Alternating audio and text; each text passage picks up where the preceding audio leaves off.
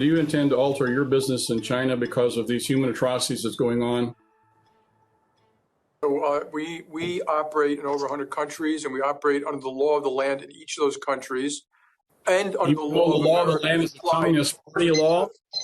But we follow the foreign policy of the United States of America, which is your policy. So we follow engagement. Foreign policy in this country. And when you tell us not to, and when you tell us not to, we don't. Like Cuba, how we do business in Russia, we follow exactly what you tell us to do because we're patriots, just like the rest of you in this call. That was Republican Congressman Blaine Luetkemeyer pressing J.P. Morgan CEO Jamie Dimon yesterday about his bank's policies when it comes to China. Welcome now the congressman himself. So, Mr. Luetkemeyer, thank you so much for being with us. I'm not sure you got a perfect answer to your question. What I understood you be saying is you have certain social policy in the United States with respect to things like coal and the environment. Are you applying them in China? Did you get an answer to that question? Not really. I think he dodged the question by saying that he adheres to the laws of the country. Well, there's each one of these CEOs that were there yesterday their banks have made statements with regards to human rights. They have ESG reports that they're out there. They're going to do away with coal financing here in this country. Yet China produces and uses needs 4 more times more coal than we here in this country. And so where is the outrage about that? Where is the decision to change your business model in China? It's not there. That's hypocrisy. The situation with human rights, which I was trying to make the point with Mr. Dimon yesterday, is, they talk a great game here in this country, but when it comes to actually standing up to the communists in China, let's be honest, the Communist Party runs the country of China. They're one and the same, the government and the party is. And he's not willing to stand up for the million of Uyghurs that are being systematically murdered in this country. Even this administration, present administration, has recognized that they need to go after and find out exactly what happened in the Wuhan lab and how the nefarious actions went even further. And yet these different banks are willing to ignore their human rights statements and continue doing business with China, which is a human rights abuser of the nth degree. This is the point I'm trying to make, is that the hypocrisy of their actions needs to be pointed out and they need to stop. So that begs the question then, why are they doing this?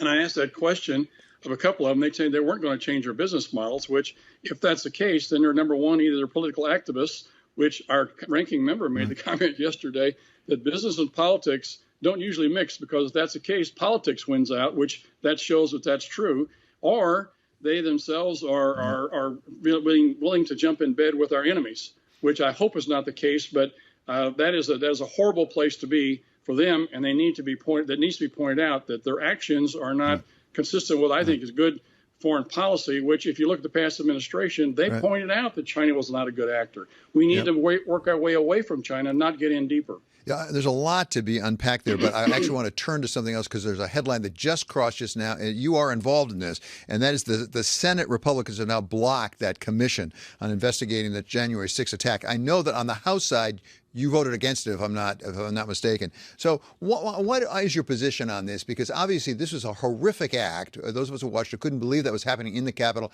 when they were counting the electoral votes. What is the argument against having a commission take a hard look at it, a bipartisan commission?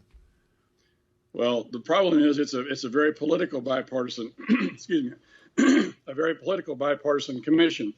I'm very aware of Leader McCarthy's excuse me, efforts with Pelosi to try and get this thing to a bipartisan position. She was insisting on having a Democrat majority. He worked and worked and worked, got it to where it was a 50-50 situation. Their intention from the beginning of this is not to allow a uniform and fair process. And this is what we need to be pointing out. There's multiple different commissions and investigations going on right now. For us to get in the middle of that with another political commission is not what's really productive for this situation. We did it after 9/11. We did it after 9/11. We managed to do it. Does it say something about our government that we can't get together, Republicans and Democrats, and agree to look into something like this? Because as I say, for many of us, we thought this went to the very constitutional fabric of our republic, actually. When you're counting the votes for the president, to have this mob go in and threaten the lives of people like you, lawmakers up there, it seems like we should be able to at least take a look at it and see what happened. Well, I don't disagree that there shouldn't be some investigations, and there are investigations going on by multiple entities right now. The problem is that the Speaker Pelosi is trying to politicize this situation for political gain, and we're trying to call her bluff on it because that's exactly what it is. It's a political exercise on her part. The way she started out shows exactly where she wants to go with this thing. So I think for her to just check a box for her own political necessities is wrong. This needs to be something that's a true investigation, a true commission looking for the truth. There's plenty of evidence out there with all these other investigations going on that you can find a way to get to that point. So that's our point.